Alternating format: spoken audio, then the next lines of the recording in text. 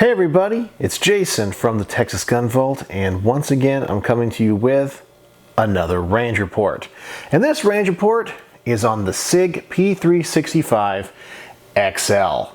Now I thought I was done reviewing the sub-micro compact guns. After all, I have reviewed the original P365, the Springfield Hellcat, the Taurus GX4, and the Smith & Wesson Shield Plus. And in my last video, I said, I think that's it. Well, the owner of this pistol, Jack, who once again has lent me another one of his fine firearms, says, you're not done. I thought I was, I said, but he goes, no, this is completely different. It shoots different. I was like, okay, I'll take it and see if maybe I like it a little bit more than I do the original. So here it is. Now, this is a little bit bigger version of the P365. Now, philosophically, I actually have a little bit of an issue with this gun. Now, not based off of performance, just philosophically. And let me explain what I mean. The whole point of the sub-micro compact 9mm is to put a lot of ammunition in the smallest package possible. Once you start to elongate the slide and elongate the frame, it defeats the whole purpose. Sure, this can be a great gun, but it's no longer this sub-micro compact 9mm pistol. I think it kind of leaves the class of what it was initially built to be. Now, as I said, I'm not complaining. I personally think that this should have a different model number completely. Maybe this should be the Sig P366 instead of the 365, because it's no longer what it was originally intended. It reminds me very much of my thoughts about the Ford Motor Company. When Ford came out with the Thunderbird in the mid-1950s, they were trying to compete with the Chevy Corvette. It was a very small two-seat sports car. And over time it got bigger and bigger, and then it became 4 seats, and it got bigger and bigger and bigger and more luxurious until by the 1970s, it was essentially the biggest car on the road. You couldn't fit it in your garage. The Corvette stayed small. So it lost its original purpose, its original design, and I think that's kind of what Sig is doing here. As I said, I'm not saying this is a poor quality gun. It's just my personal opinion when it comes to the philosophical design of what this is supposed to be. So I'm going to kind of look at this like it's a completely different gun than the 365. So what are my initial thoughts? Well, just handling it here on the table, there's a couple things about it that I don't like. First and foremost, this version has a flat face trigger. I've done a few videos about this, talking about how I don't like the way that they feel. I like my triggers to have a little bit of curve, because it feels like the bottom of my finger has to travel further than the top of my finger. I just don't find them to be very ergonomic. It's not that they're bad, it's just that for me, they don't feel right. Now, maybe that's something that I can get over with a lot of training, but that's neither here or there for this range review. Now, another thing about this gun, as compared to the other guns that I've mentioned before that are supposed to be in this class, I find this to be kind of a dull-looking gun. I don't really find that the aesthetics of this gun are very pleasing. Now, once again, that does not translate into a poor gun or a gun that's not accurate or serves its purpose. In fact, when I talked about the 365, I had mentioned that in that range report, and people said, well, it doesn't matter, the gun works. And you're absolutely right. But I certainly think that if you're going to take your hard-earned money and invest in a gun that you're going to carry with you all the time, shouldn't you kind of like the way it looks? I know that's kind of just a personal preference, but for me, I don't want to carry a gun that I don't want to look at. But that's just my idea and my thought about the way that it looks. Now, when it comes to the red dot, I could take it or leave it. This particular one has one of those Sig Romeos on it. Personally, with a gun this size, I don't think that you need a red dot on it. The last thing I don't like about this gun is the fact that it has a proprietary rail. It does not use 1913 rail in the front. Why? I don't know. So I have seen people use these frame-mounted lasers that can snap on here to the front. Of course, they're made by Sig. I think if you're going to have a rail on this, it needs to be compatible with other accessories that are out there on the market. That's just kind of my initial thoughts. Everything else, though, it seems to be a very well-built gun, which is something that I would expect from Sig. All the Sig guns that I own and all the ones I have ever shot, have really been exceptional firearms when it comes to the craftsmanship. And this one is no different. It definitely feels solid. For being such a small gun, I can see that there's a lot of attention to detail into the build. I really don't see any machine marks. The polymer of the frame looks exceptional. So from that standpoint, I know this is going to be a quality firearm, or at least a lot of quality and thought has been put into it. The final thing that I want to mention before I get to the first shots with this gun is that I did notice loading it at the range that while these magazines take 12 rounds, they sure are really hard to load. Once you get about 9 rounds in them, you're really having to push that next round in pretty hard. I had a really difficult time getting all 12 in to both of these magazines. It's not impossible, but these springs are under a lot of pressure. So if you're sensitive to that, you might need to use a mag loader. All right, so now we're gonna go to my first shots. These are gonna be at 7 yards. It's gonna be 12 rounds. And this is just to see how the gun initially shoots, if I like this trigger or not. So let's see what happens.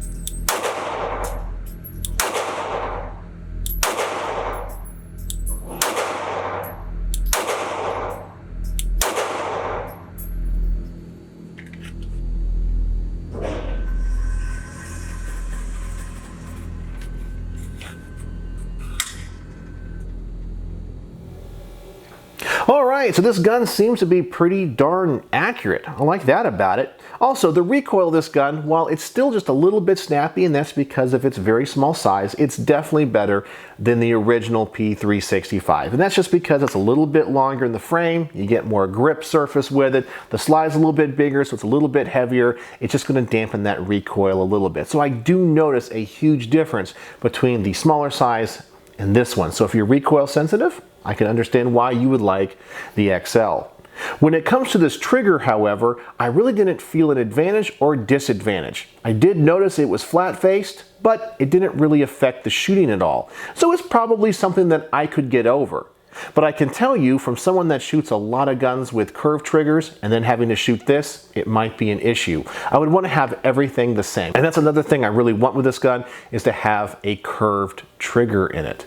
Well, I'm now going to put the target out at 12 yards. I'm going to see if this group's going to open up any. This is a small gun, and usually when it comes to guns with this short of a sight radius, my group definitely opens up at longer distances. I'm going to go for the head at 12 yards, 10 rounds, see how I do.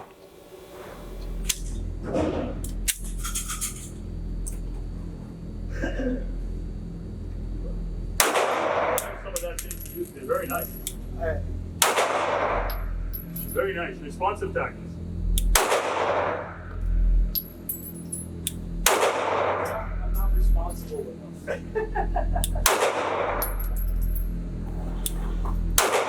See what I mean.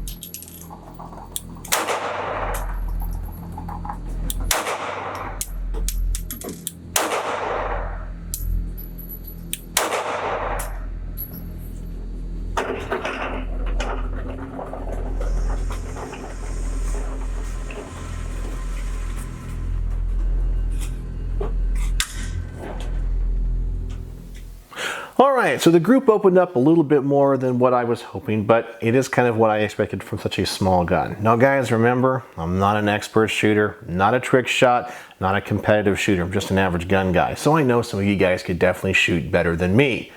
Most of the rounds were on target. I think all but one were. So I'm pretty happy with that. Now, when it came to the windage, the sights seemed to be on. And by the way, I'm actually not using the red dot for this review. I actually have it off. I'm just using the notches in the back. I really do prefer to use iron sights when it comes to these small guns. And I like how there's a notch in the back so you can use them as backups if your red dot does go down. Now, when it came to elevation, I noticed that the gun seems to shoot a little bit more on target at further out distances. Up close, I was definitely shooting low. Out here, I think I'm right on target. So I'm happy with that. And once again, I really don't see any advantage to this trigger nor disadvantage. It's just different. So I'm not hating it as much as I thought I would. It's just different. But I don't think like, wow, it's the greatest thing since sliced bread, and I understand why everyone's switching to them. Maybe I'm just stubborn, who knows. Well, I'm gonna give my wife Becky a shot. She likes these guns and likes trying out every gun that I have that comes across the table. She's always looking for something new to buy and new to shoot. So let's see what she thinks.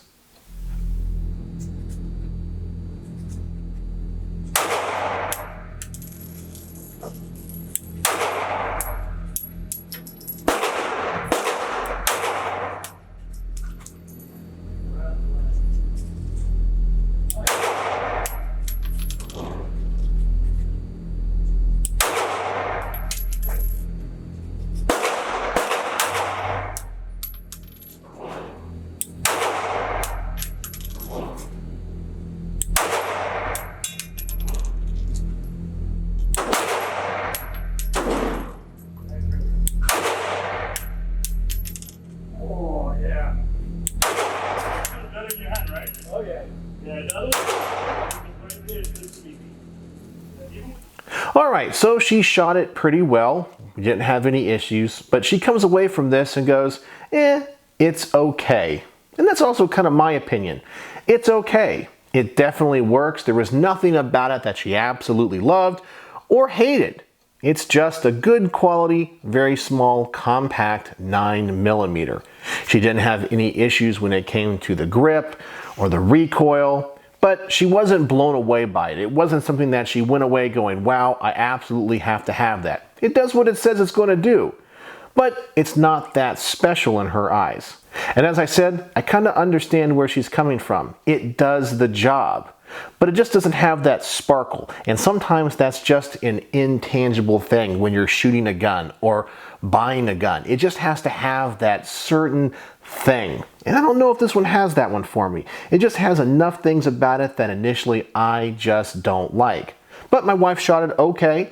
And I think that if you are recoil sensitive, now I'm not saying my wife's recoil sensitive, but I can tell you that she doesn't like guns that are too snappy. She actually thought this one was perfectly fine. So take it or leave it for what that's worth if that information helps you. Now I want to go for another round just like I did when it came to my first magazine in this gun. I really do think that this trigger is the thing I'm having to get over. So I'm going to put another full magazine at 7 yards just like I did in the opening shooting portion of this video, and I want to see if I can get an even better group. I am getting more comfortable with this. That trigger is just so different. So let's just see if I can tighten that group up now that I'm becoming more familiar with the gun.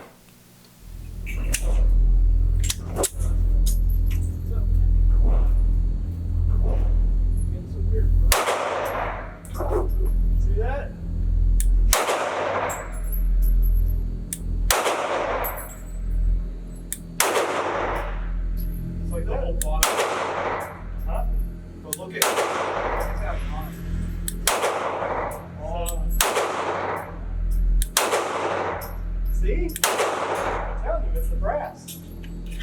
Well, they're all the same headset. And you can tell where it's That's not a hair line, that's just where it's cutting. Well, I'm definitely pretty happy with it. It does shoot well, so I can't knock it for that. It's also a very reliable gun. I haven't had any hiccups with it. Well, the last test I've been doing on many of my range reports is I'm going to try to use this in a defensive situation. I'm going to load 2 magazines up with 5 or 6 rounds apiece. I'm going to try to shoot the gun as fast as I possibly can with a quick reload. Sometimes these small guns can have issues for me when I have to drop the magazine, reinsert, and chamber the next round. Sometimes the mags get caught on my fingers depending on how the grip is designed. Let's just see what happens. I'm going to go as fast as I can and kind of point shoot at the target at about 6 yards. I have to be able to see your draw, because when I'm standing, my whole goal is just to watch the gun. I'm not watching the target. All right, so that actually went pretty darn good. You can see the target in that video, and I think I only had 1 flyer. All the other ones were right on the silhouette, and I was just shooting as fast as I can and point shooting. The magazine change was really easy. The magazines in this thing just fall out like I would want. And the reinsertion was really quick and easy, no problems there. So I like that. So if you carry a spare magazine, I think this might be a great gun for you if you want to practice with those fast reloads. So what are my final thoughts on the Sig P365 XL? Well, I have a lot of good things to say about it. It ran well. It does what it says it's going to do. It seems high quality. So if those are the things that matter and you don't care about aesthetics and you don't care about the philosophical applications of a firearm, I can see why you would really like this.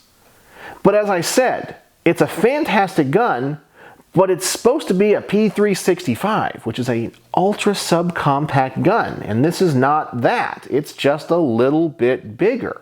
So I think they should give it a different model number.